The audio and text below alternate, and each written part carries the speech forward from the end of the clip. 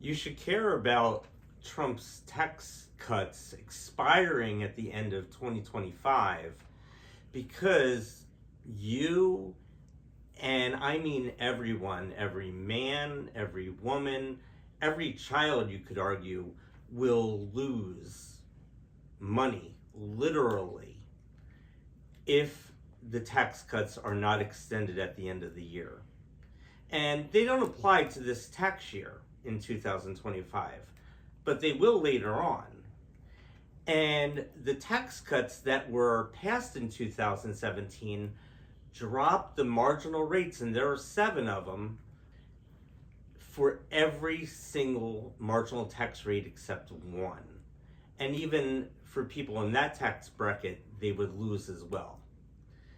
So money will be lost by you, and it's not lost, it will be taken by the federal government if we do not extend these tax cuts.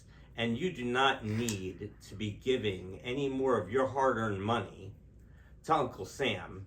And as I said before in the How to Beat the Tax Man in 2025, that you don't like your Uncle Sam. He takes your money.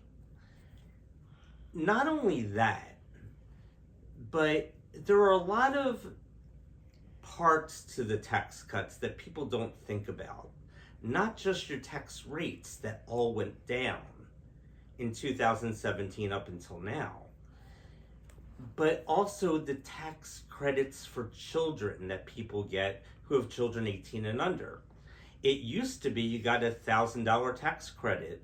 Well, now this year it's up to $2,000, and that's per child.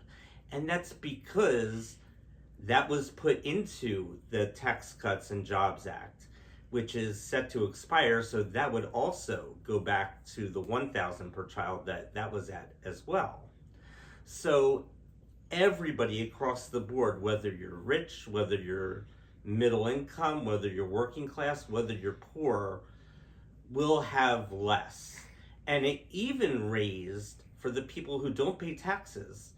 Yes, you may be one of them who do not pay federal taxes, the FED, on your pay stubs that you see at all, like none.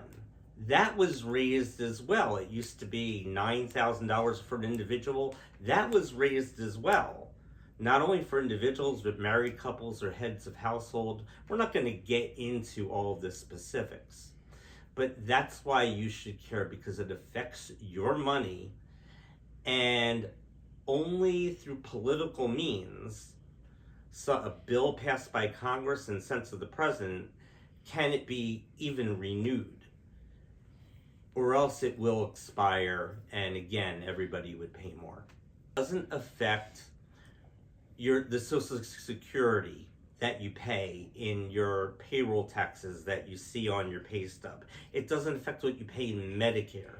It doesn't affect what you pay in your state taxes for unemployment, for instance, or disability insurance, the SDI. Those things are not included.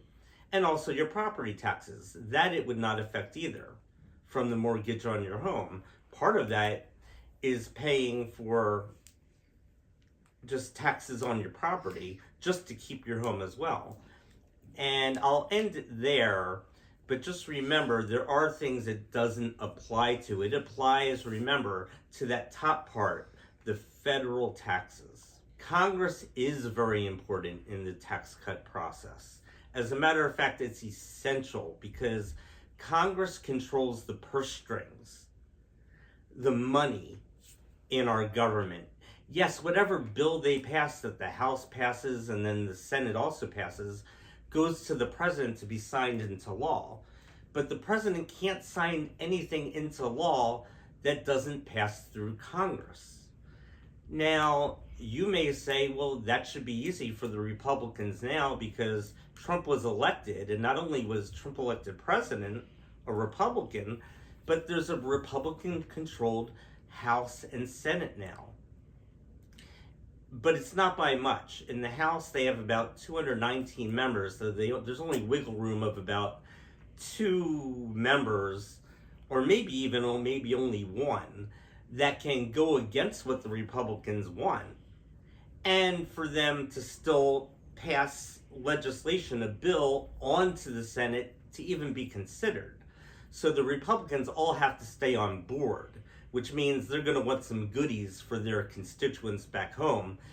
And this also means that it's going to be quite the process of negotiating among the Republicans themselves and Donald Trump to get this thing through, even to go to the Senate. And also, Republicans are known as the party that wants to cut spending as well, not just cut taxes, which is what this tax cuts, that's in the title, right? Act was all about, cutting the marginal tax rates that people pay. But these Republicans are also going to want to cut spending and say, well, if we're not gaining, right, money from people's taxes, then we need to somehow save that money by not spending it on other things. And honestly, good luck with that. And good luck if our new DOGE, our Department of Government Efficiency, with Elon Musk and Ramaswamy in charge. No. And I'm going to tell you why. The mainstay, the platform, the reason Democrats exist as a party is to raise taxes on the rich. They may agree with everything else in the tax cuts. Oh, yeah, the poor people or even middle class people, you should be able to keep the tax cuts, and we'll agree to that. But you rich people, especially you top 1%, you need to go back to your old rate, which was at least 2.5% higher than it is now. So they're going to stick to that. If they wouldn't stick to that, the Democrats would almost cease to exist as a party, because what they play is the game between the rich and the poor, and that the rich need to pay their fair share. And so they're not going to negotiate with the Republicans on this, at least not seriously. Now, maybe there's one exception to that, which is what Kamala Harris brought up during the campaign against Donald Trump, which was there should be, in their opinion, the Democrats' opinion, a $6,000 tax credit, money that you get back from the government. A lot of times it's your own money that you're getting back, right? If you have a newborn, an infant to 1 year old. Now, of course, as soon as they're over 1 year old, it doesn't apply anymore. But maybe that would be something the Democrats would negotiate on. Okay, if you give us this tax credit, maybe we'll go for keeping the tax cuts for the rich.